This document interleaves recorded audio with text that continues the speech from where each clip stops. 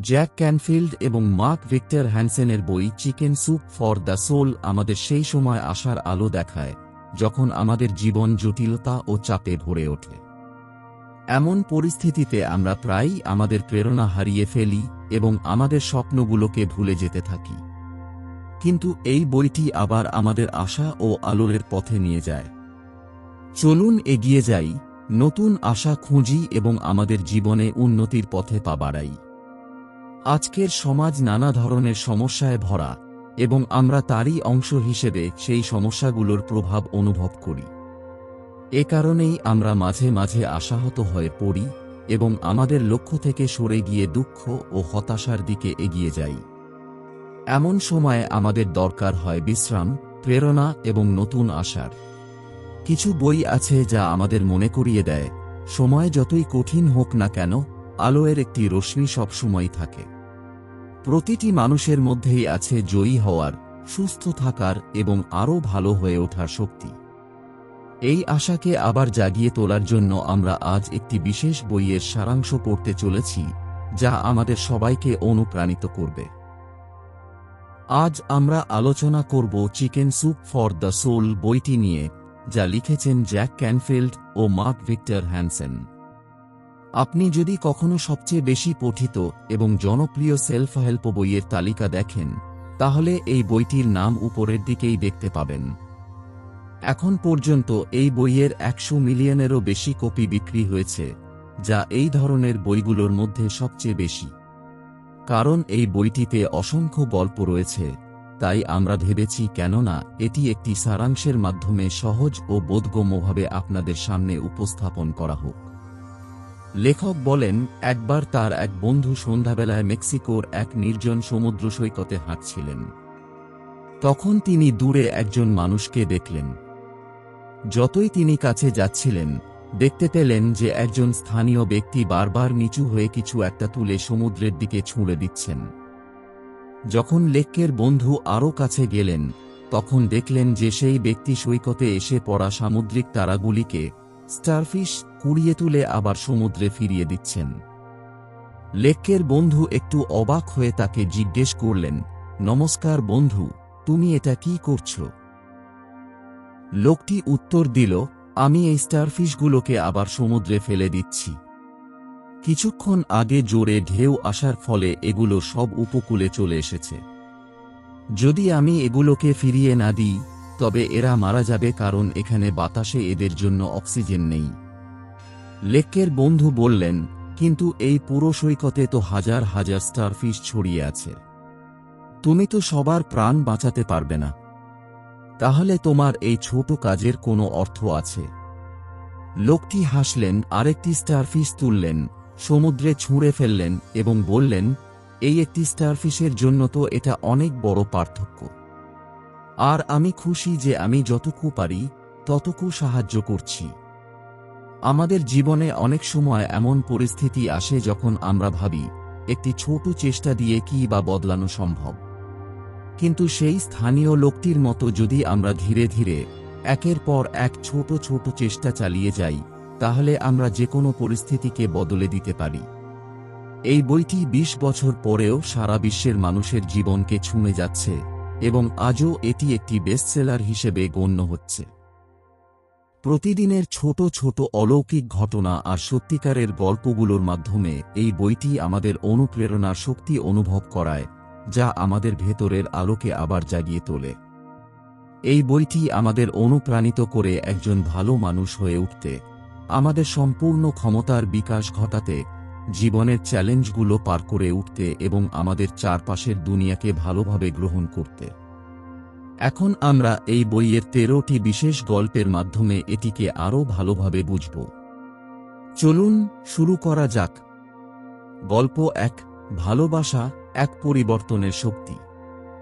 Mother Teresa বলেছিলেন, তুমি যেখানে যাও ভালোবাসা ছড়াও, কিন্তু শুরু করো তোমার নিজের ঘর থেকে।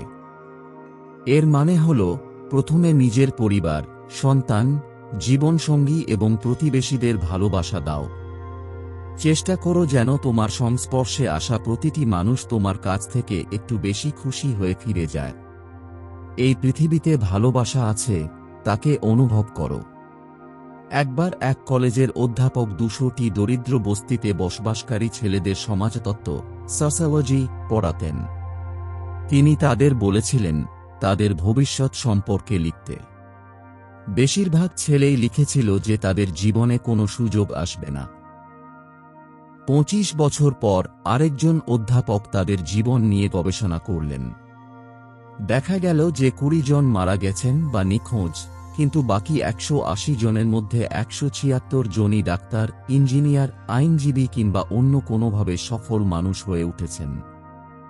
এই দেখে সেই অধ্যাপক খুব অবাক হয়ে গেলেন এবং প্রথম যে অধ্যাপক ছেলেগুলোকে পড়িয়েছিলেন তার সঙ্গে দেখা করতে গেলেন। যখন তিনি জিজ্ঞেস করলেন এই বিস্ময়কর পরিবর্তন কিভাবে সম্ভব হল, তখন উত্তর এল, কারণ আমি সেই ছেলেগুলোকে ভালোবাসতাম। এটা প্রমাণ করে যে সত্যিকারের ভালোবাসা দিয়ে কোনো বড় পরিবর্তন আনা সম্ভব। ব্যাপারটা এই নয় যে তোমার স্বপ্ন কতটা কঠিন। যদি তুমি মন দিয়ে, ভালোবাসা দিয়ে কঠোর পরিশ্রম করো, তাহলে তুমি অবশ্যই সফল হতে পারবে। তাই নিজেকে এবং অন্যদের ভালোবাসতে কখনো ভুলে যেও না, এটাই সত্যিকারের শক্তি। গল্প 2, জড়িয়ে ধরা বিচারক। লি শাপিরো একজন অবসরপ্রাপ্ত বিচারক। তার কর্মজীবনের এক পর্যায়ে তিনি উপলব্ধি করেন যে পৃথিবীর সবচেয়ে বড় শক্তি হল ভালোবাসা। এই উপলব্ধির পর তিনি সিদ্ধান্ত নেন যে তিনি মানুষকে জড়িয়ে ধরবেন, আলিঙ্গন করবেন। তার গাড়ির পেছনে একটি স্টিকার ছিল যেখানে লেখা ছিল, আমাকে বিরক্ত করো না, আমাকে জড়িয়ে ধরো। লি যখনই কাউকে জড়িয়ে ধরতেন তখন তিনি তাদের একটি লাল হৃদয় আঁকা স্টিকার দিতেন। ধীরে ধীরে তিনি এতটাই জনপ্রিয় হয়ে উঠলেন যে সান ফ্রান্সিসকোর রাস্তায় তাকে চ্যালেঞ্জ দেওয়া হল, সবাইকে জড়িয়ে ধরতে হবে, ধনী হোক বা গরিব। লি সেটাই করলেন। এমনকি তিনি একজন রাগী ও বিপজ্জনক বলে পরিচিত বাস ড্রাইভারকেও জড়িয়ে ধরেছিলেন। এরপর লি এমন মানুষদের জড়িয়ে ধরা শুরু করলেন যারা গুরুতর অসুস্থ ছিলেন। শুরুর দিকে তার ভয় লাগছিল, কিন্তু তবুও তিনি সবাইকে জড়িয়ে ধরলেন। তাদের মধ্যে একজন রোগী ছিলেন যিনি ভীষণ অসুস্থ ও ভেতর থেকে একেবারে ভেঙে পড়েছিলেন। তিনি কখনো হাসতেনও না। কিন্তু যখন লি তাকে জড়িয়ে ধরলেন তখন এক বিস্ময়কর ঘটনা ঘটল। বহু বছর পর সেই রোগী হাসলেন এবং সেখানে উপস্থিত সবাই অবাক ও আনন্দিত হয়ে গেলেন। মনে হল যেন অসম্ভবকে সম্ভব করে তোলা হয়েছে। এই গল্প থেকে আমরা শিখতে পারি, ভালোবাসা, সহানুভূতি ও আপনতা মানুষের জীবন বদলে দিতে পারে এবং আমাদের নিজের জীবনও। অনেক সময় একটি ছোট আলিঙ্গন বা ভালোবাসায় ভরা একটি ইশারা ভাঙা হৃদয়কে জোড়া দিতে পারে। তাই চলুন আমরাও চেষ্টা করি, মানুষের সঙ্গে সংযোগ গড়ে তুলি, মন থেকে ভালোবাসি এবং প্রয়োজনে আমাদের কষ্ট ভাগ করে নিই। ভালোবাসা ছড়াও, এটাই সত্যিকারের পরিবর্তন। গল্প 3, আপনি কে, সেটা গুরুত্বপূর্ণ। নিউ ইয়র্কের এক শিক্ষক ভেবেছিলেন যারা সমাজের জন্য ভালো কিছু করেছেন তাদের সম্মান জানানো উচিত। তিনি প্রথমে তাঁর সিনিয়র শিক্ষকদের তাঁদের অবদানের জন্য সম্মান জানান। এরপর তিনি তাঁর ক্লাসের প্রতিটি শিশুকে ডেকে একইভাবে সম্মানিত করেন। প্রতিটি শিশুকে তিনি একটি নীল ফিতাযুক্ত মেডেল দেন যাতে লেখা ছিল, আমি কে, সেটা গুরুত্বপূর্ণ। তারপর ওই শিক্ষক প্রতিটি শিশুকে আরও 3টি করে রিবন দেন এবং বলেন, তোমরা এই রিবনগুলো তাদের দাও যাদের তুমি সম্মান করার যোগ্য মনে করো। শিশুরা তাই করল। তারা যাদের শ্রদ্ধা করে তাদের রিবন দিল এবং তাদেরও বলল, তোমরাও আরেকজনকে রিবন দিয়ে সম্মান জানাও। একজন ছাত্র এই রিবন একটি শ্রমিককে দিল। সেই শ্রমিক আবার তাঁর বসকে রিবন দিলেন এবং বললেন, আপনি খুব পরিশ্রমী, তাই আমি আপনাকে সম্মান জানাতে চাই। এরপর তিনি বললেন, আপনিও এমন কাউকে এই রিবন দিন যাকে আপনি বিশেষ মনে করেন। এবার সেই বস চিন্তায় পড়ে গেলেন কাকে দেবেন। যখন তিনি বাড়ি ফিরলেন তখন তিনি রিবনটি তাঁর ছেলেকে দিলেন এবং বললেন, আমি আমার কাজ নিয়ে এত ব্যস্ত থাকি যে তোমাকে সময় দিতে পারি না। কখনো তোমার নম্বর কম হলে আমি রেগে গিয়ে বকাঝকা করি। কিন্তু আজ আমি তোমাকে বলতে চাই, তুমি একজন অসাধারণ ছেলে। তোমার মার পর আমি তোমাকে সবচেয়ে বেশি ভালোবাসি। এটা শুনে তার ছেলে কেঁদে ফেলল এবং বিস্মিত হয়ে বলল, বাবা, আমি তো কাল আত্মহত্যা করতে চেয়েছিলাম। আমি ভাবতাম আপনি আমাকে ভালোবাসেন না, কিন্তু এখন আমি বুঝেছি আপনি আমাকে খুব ভালোবাসেন। এখন এই রিবনের দরকার নেই, কারণ আমি আপনার ভালোবাসা অনুভব করতে পেরেছি। এইভাবে একটি ছোট্ট উদ্যোগ একটি জীবন বাঁচিয়ে দিল। গল্প থেকে শিক্ষা: আপনি কে এবং আপনি অন্যদের সঙ্গে কেমন ব্যবহার করেন, এটা অত্যন্ত গুরুত্বপূর্ণ। আপনি আপনার কথাবার্তা এবং আচরণের মাধ্যমে কারো জীবন বদলে দিতে পারেন। তাই নিজেকে বিশ্বাস করুন, আপনার ভালো দিকগুলো চিনে নিন এবং আপনার ছোট ছোট কাজের মাধ্যমে অন্যের জীবনে পরিবর্তন আনুন।